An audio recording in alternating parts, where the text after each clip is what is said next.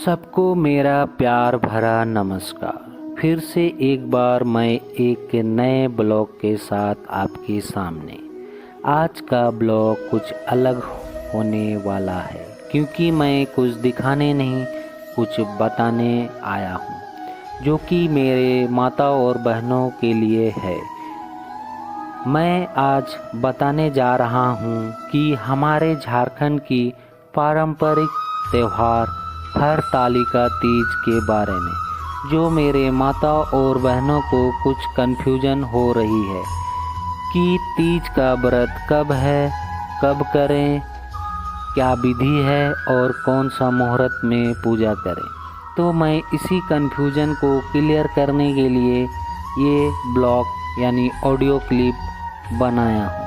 तो आप सभी माता बहनों से मेरा निवेदन है कि इस ऑडियो को ध्यान से सुने और लगातार सुने, ताकि आपको सारा कुछ क्लियर हो जाएगा। और जो नए हैं मेरे इस चैनल में, वो इस चैनल को सब्सक्राइब कर दें, ताकि आप लोगों को इस तरह की जानकारी हमेशा मिलता रहे। तो चलिए फिर शुरू करते हैं। तो मैं इस त्यौहार का ब्यौरा एक एक करके बताऊंगा, ताकि आपको किसी प्रकार का दिक्कत और कन्फ्यूजन नहीं रहेगा। तो सबसे पहले हम लोग ये जानेंगे कि ये त्यौहार यानी व्रत कौन करते हैं और किसके लिए करते हैं। शास्त्रों के अनुसार भाद्र मास की शुक्ल पक्ष की तृतीया तिथि के दिन हर साल हरतालिका तीज का व्रत रखा जाता है। यह व्रत सुहागन महिलाएं अपने पति की लंबी उम्र के लिए रखती हैं। इस व्रत में व्रती महिलाएं अन्न जल तक ग्रहण नहीं करती हैं। कहते हैं कि इस कठिन व्रत से देवी पार्वती ने भगवान शिव को प्राप्त किए थे। इसीलिए इस व्रत में शिव पार्वती की पूजा का अपना एक अलग विशेष महत्व है। हरतालिका तीज का महत्व। भगवान शिव और पार्वती की पूजा अर्चना से अखंड सौभाग्य की प्राप्ति होती है।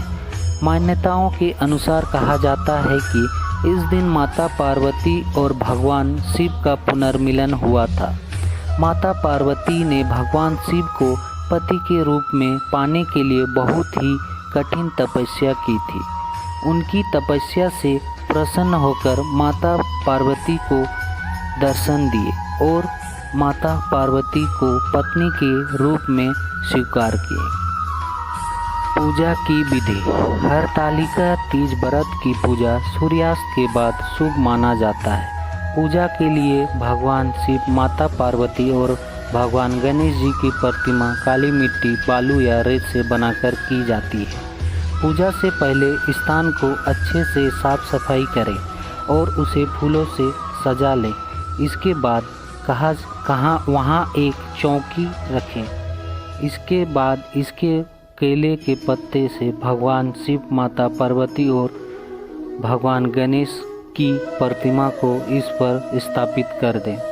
इसके बाद ही तीनों की पूजा अर्चना करें और माता पार्वती समक्ष सुहाग की सारी सामग्री चढ़ाएं और शिव भगवान को धोती और अंगोछा अर्पित करें।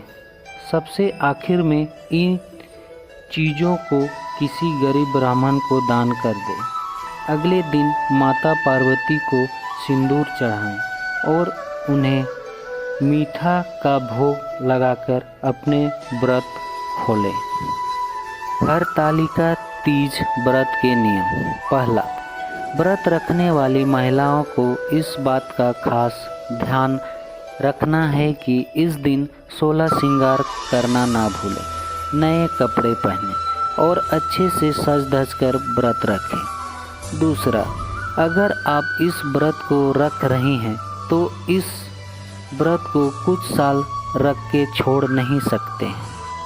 इसीलिए सोच समझकर ही इस व्रत को रखना चाहिए।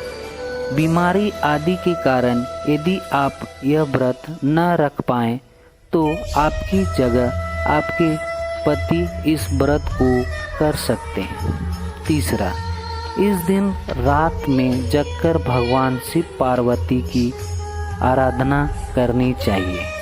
दरअसल व्रत में 8 प्रहर की पूजा करना शुभ माना जाता है। तो चलिए फिर हम लोग का वीडियो का लास्ट मोटिव यानी पूजा व्रत मुहूर्त कब का है और पूजा कब करना है, तो चलिए फिर हम लोग पूजा मुहूर्त के बारे में जानते हैं। हरतालिका तीज तिथि का आरंभ 29 तारीख को 3:21 पर होगा और समाप्ति अगले दिन 30 तारीख को 3:34 पर होगा। इसीलिए तीज की सुबह की पूजा 30 अगस्त को 9:33 से 11:05। इसके अलावा आप चाहें तो प्रदोष काल में 6:34 से 8:50 पर भी पूजा कर सकते हैं। तो फ्रेंड, आज का ऑडियो क्लिप यहीं तक लास्ट करते हैं और आपको ये जानकारी कैसा लगा कमेंट में ज़रूर बताएं और जो नए हैं इस वीडियो में वो सब्सक्राइब कर दें और लाइक कमेंट और शेयर करना ना भूलें ताकि किसी को किसी प्रकार का कन्फ्यूजन नहीं रहेगा। तो इस ऑडियो क्लिप को एंड करने से पहले मैं बताना चाहूँगा कि आप लोग एजे नेहा ब्लॉग को सब्सक्राइब कर दें और इसका पार्ट 2 भाग यानी पूजा संबंधी वीडियो पूजा के बाद आप लोग को मिल जाएगा। तो वीडियो में बने रहने के लिए बहुत बहुत धन्यवाद।